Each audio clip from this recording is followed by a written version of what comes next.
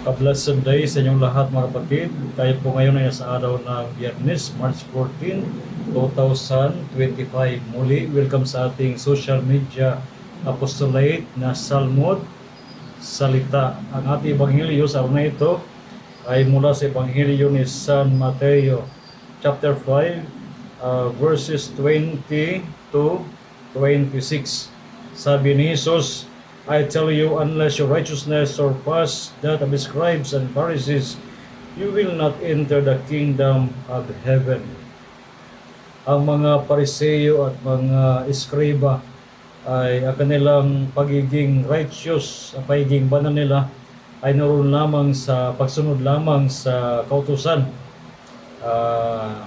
Hanggang doon lamang. Subalit yung diwa ng kautusan ay hindi nila isinasabuhay. Parang sa halimbawa sa buhay natin ngayon, mahalaga ang pagsisimba. Okay? Hindi pwede na sa buhay natin hanggang sa pagsimba lamang tayo. Kailangan ang pagsimba natin ay nagbubunga ng kabanalan sa buhay natin. Napapabuti tayo, nagiging mas mabuting tao tayo.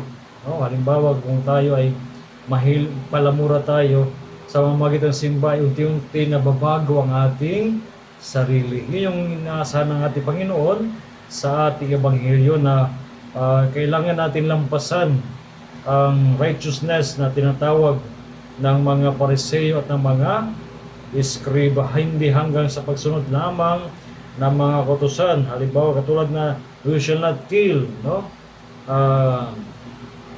Hindi lamang sa ganon, kasi maari hindi tayo nakakapatay, subalit nakakapatay man tayo sa magitan ng ating masasamang salita. Okay, na pinapatay natin sa galit ang ating kapwa.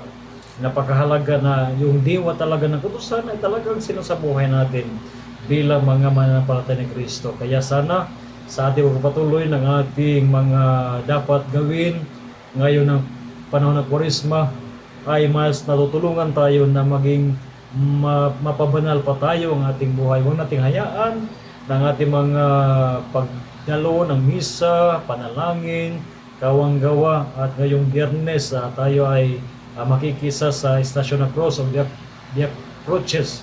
Hindi lamang dapat na tayo ay dumadalo lamang, nakikisa lamang. Datapwat kasabay nito ay nagdinilay tayo.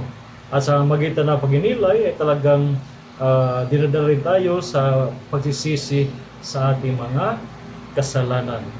Kaya again, a blessed day sa inyong lahat. Tawag pala kayo ng Diyos sa araw na ito at ingatan kayo kasama ng inyong buong pamilya. At inahiyahan ko kayo na ibahagi ang ating simpleng Salmod Salita video sa inyong mga friends sa social media.